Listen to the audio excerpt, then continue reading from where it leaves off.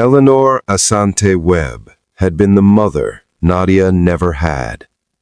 That was how Nadia had described her for 6 years, to her own mother, to her friends from nursing school, to the women at work who asked about her in-laws with the cautious tone of people who had their own in-law stories and did not want to jinx hers.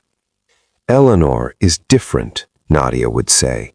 She is genuinely kind. She calls without reason. She remembers the small things.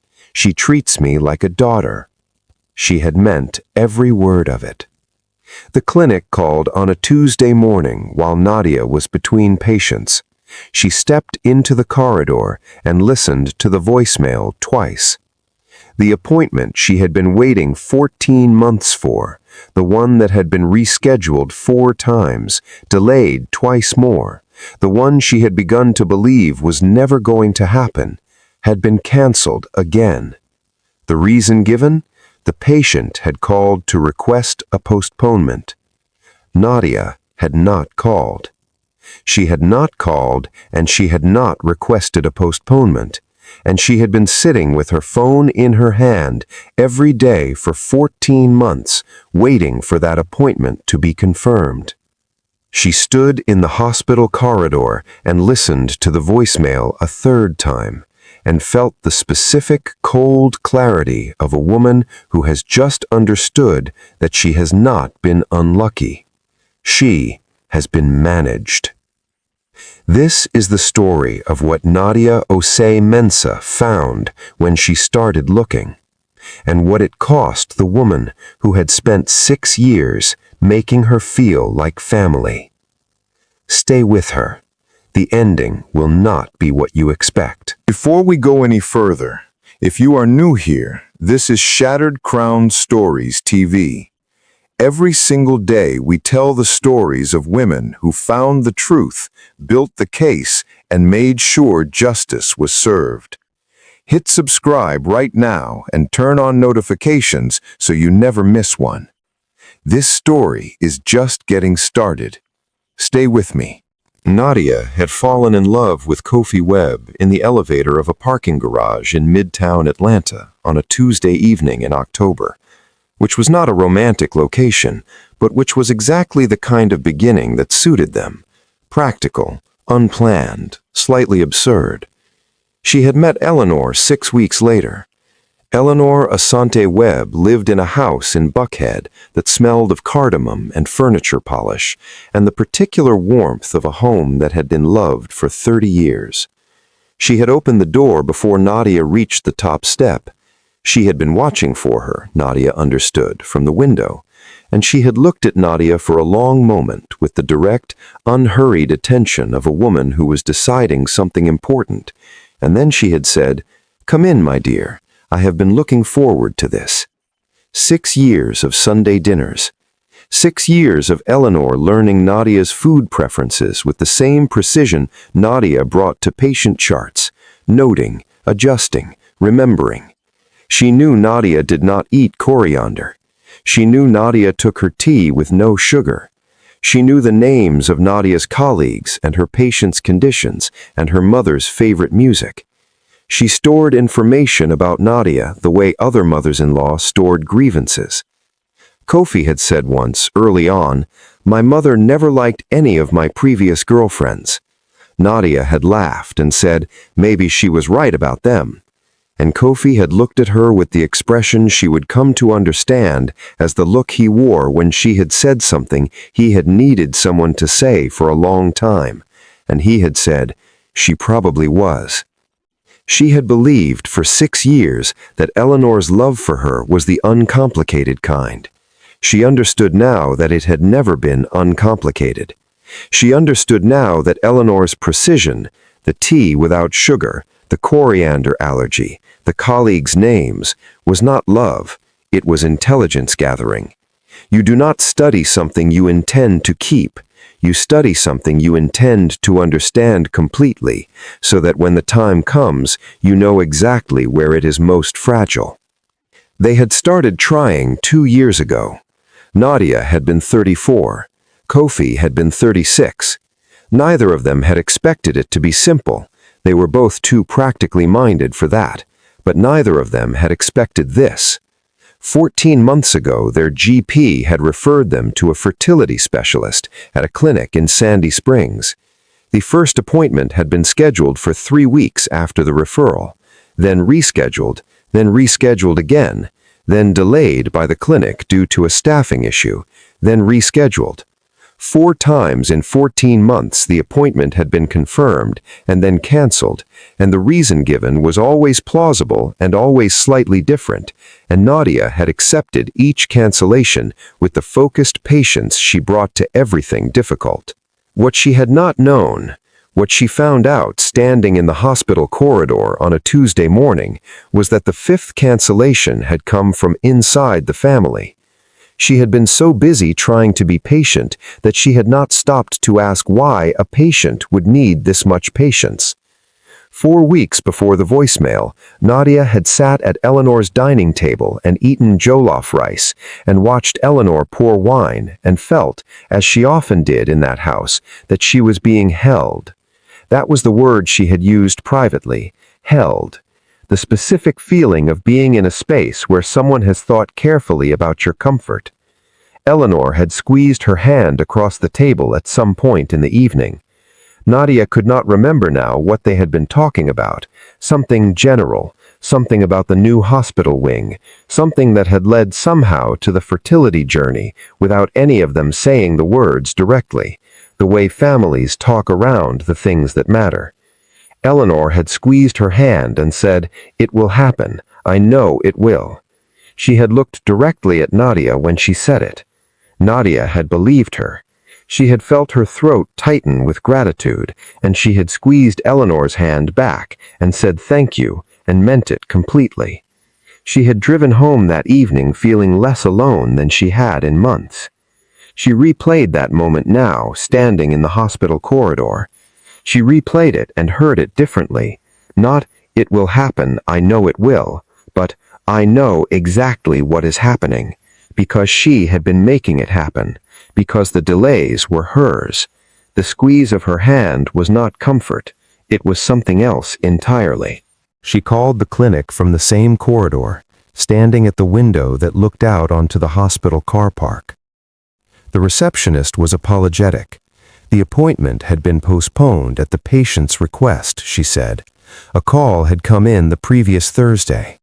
The caller had identified herself as Nadia Osei Mensah and had given the date of birth and the patient reference number correctly.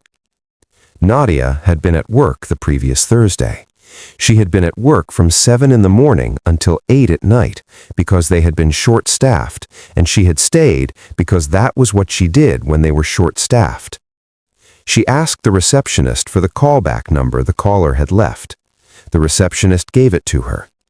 Nadia wrote it on the inside of her wrist with the pen she kept in her scrubs pocket, the same pen she used for patient notes, the one with the blue ink that always bled slightly on skin. She wrote it carefully. She looked at it for a moment. Then she capped the pen and put it back in her pocket and said thank you and ended the call. She stood at the window and looked at the number on her wrist and thought about all the times she had excused the delays, the staffing issues, the administrative errors, the rescheduling system, all the reasonable explanations she had generated for a pattern that had not been reasonable at all. She had been so reasonable. She went back to her patients. This was the thing about being a nurse. The shift did not pause for your personal emergency. Room 4 needed their medication reviewed. Room 7 had a family visit at 3. The new admission in room 2 was frightened and needed someone to sit with them for 5 minutes and explain what was going to happen next in language that did not require a medical degree to understand.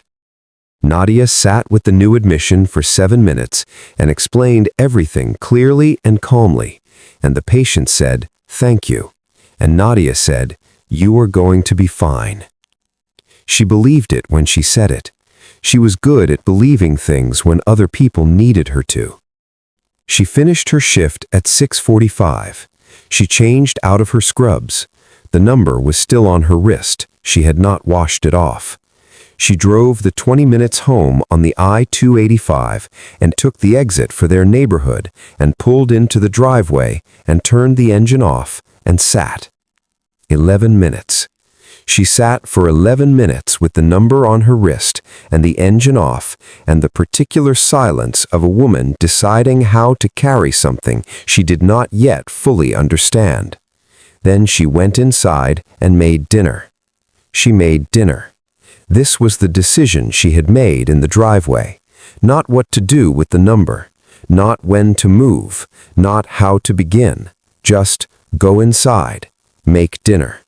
Be the woman who came home from work and made dinner. Be that woman for one more evening while she decided what the next step was. Kofi was home already. He had ordered food, he said, assuming she would be late. He had seen her message about the long shift. She said, "I made dinner." He said, "Both then." He was smiling. He was entirely ordinary. She set the table. She put food on 2 plates.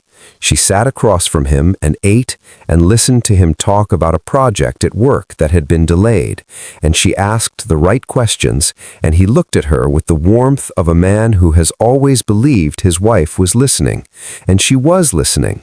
She was listening more carefully than she ever had, listening for the note underneath his voice that would tell her whether he knew, whether he had been told, whether the person who had given a clinic her date of birth and her patient reference number had also found a way to tell Kofi that her wife was the problem. She did not hear it. He did not know. She cleared the plates. She washed up. She said she was tired and was going to sleep early, and he said, "You work too hard." She said, "I know." She kissed him on the cheek and went upstairs. She lay in the dark for 2 hours before she slept. The number on her wrist had faded, but she could still see the shape of it in the low light. She searched the number the following morning before Kofi was awake. She had been a nurse for 12 years. She understood how to look for information without disturbing the thing she was looking at. She searched quietly, methodically, using 3 different approaches before she had something solid. The number was registered to a prepaid SIM card. The billing address was a postal service on Peachtree Road in Buckhead, a mailbox rental, the same kind of address used by people who needed a permanent-looking location without a permanent presence. The postal service was 2.4 miles from Eleanor Asante Webb's house. That was not evidence, that was proximity. She noted it without conclusion and moved to the next thing. She logged into the clinic's patient portal at 11 p.m. on Wednesday and requested her full correspondence history. The history went back 14 months. She read it from the beginning. The first thing she found was the email address change. 7 months ago, her contact email on the patient file had been changed from her actual address, the one she had used for 12 years, the one on her professional registration, to an address she had never seen before. The change had been requested by phone and confirmed by a link sent to the new address. The new address was a variant of her name with a number she would never have chosen. She searched the new email address. She could not access it, but she could see in the patient portal's correspondence log every message that had been sent to it. Appointment confirmations, rescheduling notices, test result notifications. 14 months of correspondence that had been going somewhere she had never seen. She sat very still for a long time. She had not been unlucky. She had been redirected, deliberately, patiently, over 14 months. Someone had built a parallel version of her fertility journey and run it alongside the real one, and she had been living in the real one, the empty one, the one with nothing in it, the whole time. She built the timeline over 3 evenings. Kofi worked late twice that week. He was always working late, which she had always accepted as the reality of his job, and which she was now looking at differently. Not with suspicion about Kofi specifically, with the broader, colder question of what else she had accepted without looking closely. The timeline was 14 months long, 8 separate instances of interference, 4 diverted appointment confirmations, 1 changed email address on the patient file, 3 calls to the clinic requesting postponements, all made from the Buckhead prepaid number, all identifying the caller as Nadia Ose Mensah with the correct date of birth and patient reference number. Someone had her patient reference number. Someone had her date of birth. Someone had called a clinic 11 times over 14 months, pretending to be her. There was only one person who had been consistently present in her life for 6 years. Only one person who knew her date of birth without checking. Only one person who had been watching her closely enough to know the patient reference number, who might have seen it on a letter, on a screen, on something left on the kitchen counter of a house Nadia had always felt completely safe in. Nadia closed the laptop. She looked at the ceiling. Then she opened it again. She had more to do. She found it by accident on a Saturday morning. Kofi had left himself logged in to WhatsApp on the tablet they kept in the kitchen for recipes. She had picked it up to check something, and his messages had been open, and she had seen Eleanor's name at the top of the recent list, and she had stopped. She was not the kind of woman who read her husband's messages. She had always believed that the health of a relationship was measured partly by the things you chose not to look at. She had believed this for 8 years, and she still believed it in the general sense. But she had 14 months of documented interference on a printed timeline in her home office. The general rules no longer applied. She read the thread from the beginning. It went back 18 months. Eleanor had been careful. The messages were never explicit. A woman who had spent 60 years being the most important person in every room she entered did not become explicit in writing. But the architecture was clear once you knew what you were looking at. 18 months ago, she had planted the seed. A conversation about career women and their instincts around family. Not directed at Nadia specifically. Never directed at Nadia specifically. Just a general observation. Just a mother sharing her thoughts. 14 months ago, the seed had been watered. A concern raised gently that Nadia seemed stressed lately. Had Kofi nourrished? Was she perhaps finding the fertility process more difficult than she was letting on? These things take an emotional toll. Women sometimes pull away without realizing they're doing it. 10 months ago, something more specific. One of the appointment delays. Eleanor mentioning to Kofi in passing that she had heard from a friend whose daughter had been through something similar, that sometimes one partner is less ready than they present themselves to be. It was worth a conversation. She was not saying anything. She just wanted Kofi to feel he could talk to her. Kofi had responded each time with the warmth of a son who trusted his mother's care. He had not questioned the pattern. Why would he? His mother had never given him reason to question her. He had not told Nadia about any of it. He had absorbed it instead, quietly, across 18 months, the way you absorb something you cannot quite name, and it had changed the quality of his attention in ways Nadia had noticed and attributed to the stress of the fertility journey and the long hours at work. The distance she had felt in her marriage was not natural. It had been manufactured. She put the tablet back exactly where she had found it. She finished making the coffee. She made enough for 2. She carried Kofi's cup upstairs and set it on his nightstand and said good morning, and he reached for her hand, and she let him take it, and she stood there for a moment in the ordinary morning light of their bedroom and looked at him and understood that he was also a victim of this, and that this distinction mattered enormously. He was not her adversary.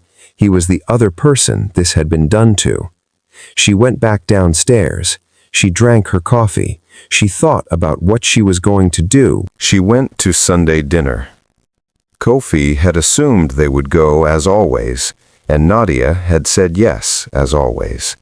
And she had put on a dress Eleanor had once complimented, and driven with Kofi through Atlanta on a Sunday afternoon, and walked into that house and let Eleanor embrace her at the door.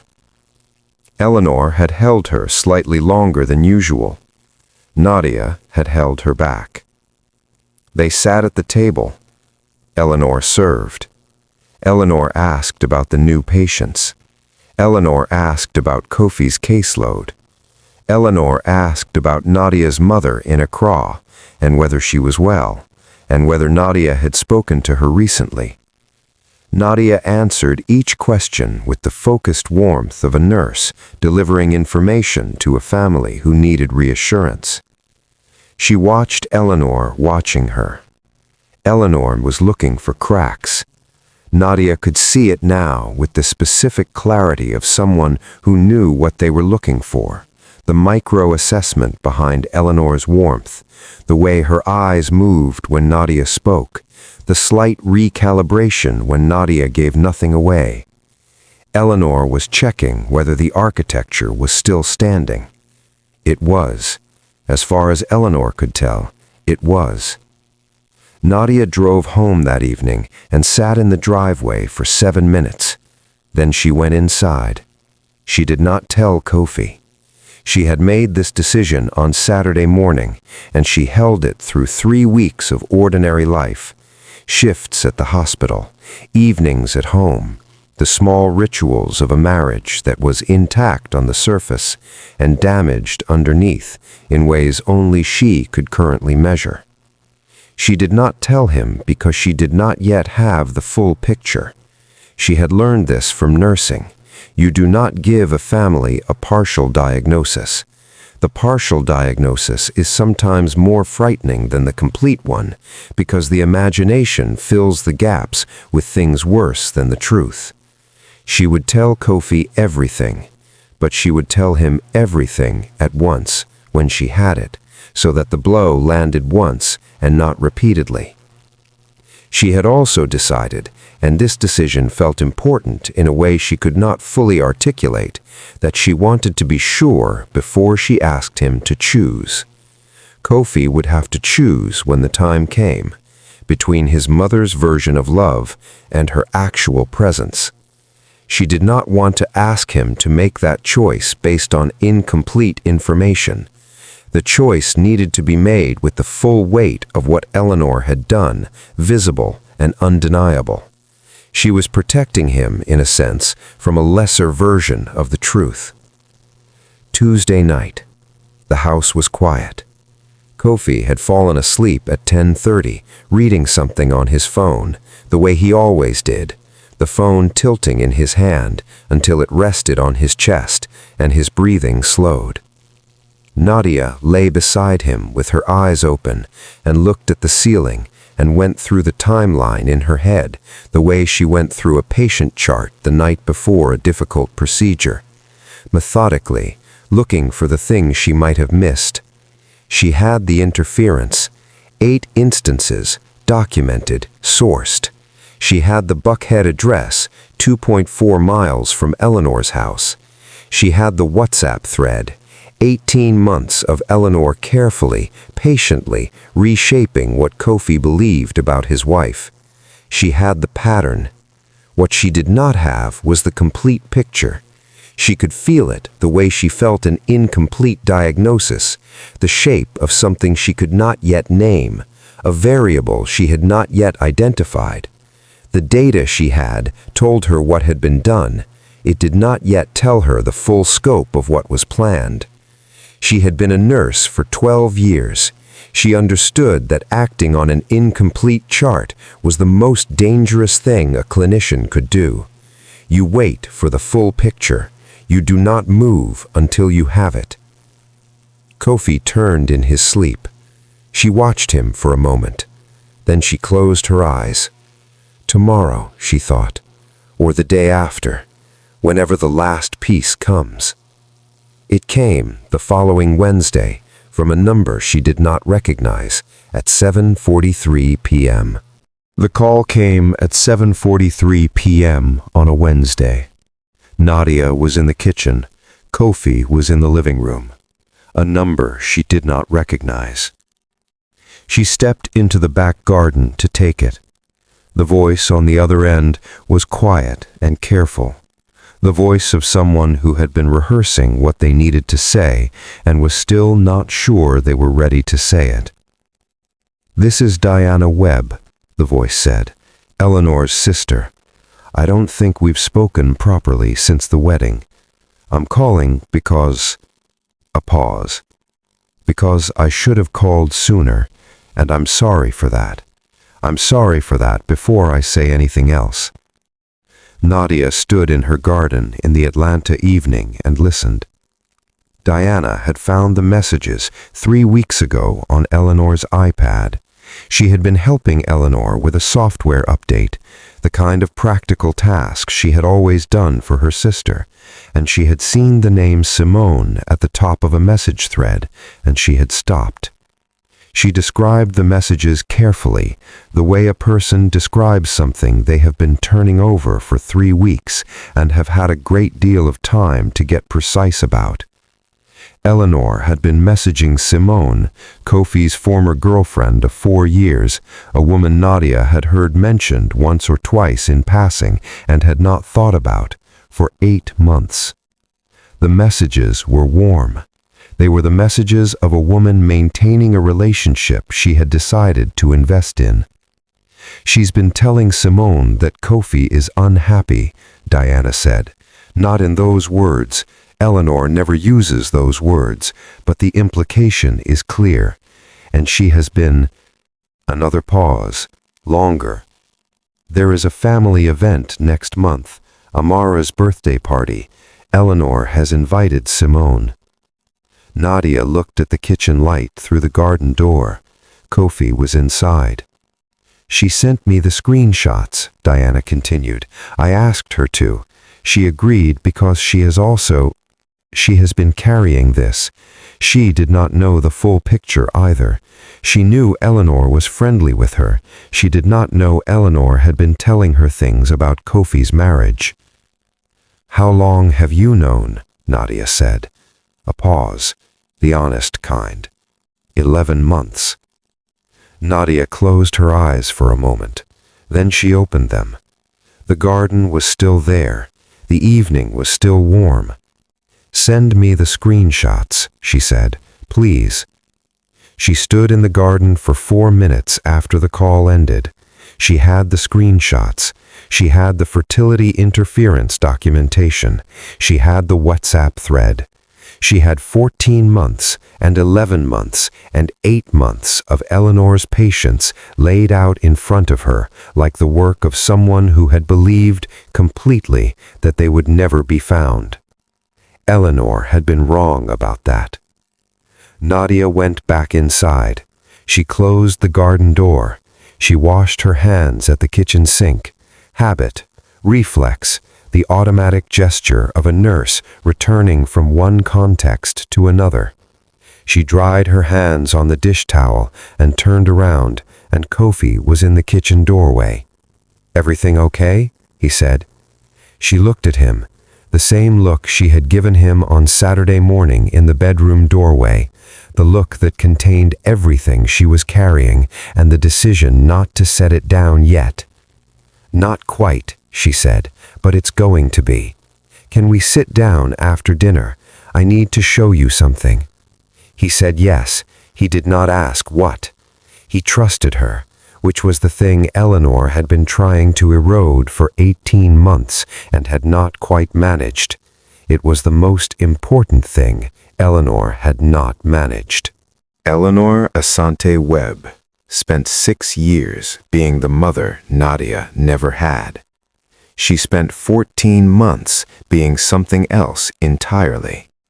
She spent 8 months building a replacement and 4 years building the conditions for her son to accept one. She was patient and precise, and she believed completely that she would never be found. She was found by a nurse, by a woman who had been trained to look past the surface presentation and find what was actually true underneath, by a woman who built her case the way she built everything, methodically, without rushing, one documented fact at a time, by a woman who, when she had everything, went to the kitchen table and laid it out clearly and asked her husband what he needed, and then told him what she needed, and waited to see who he was. He was the person she had believed he was. That mattered. Eleanor is not in prison.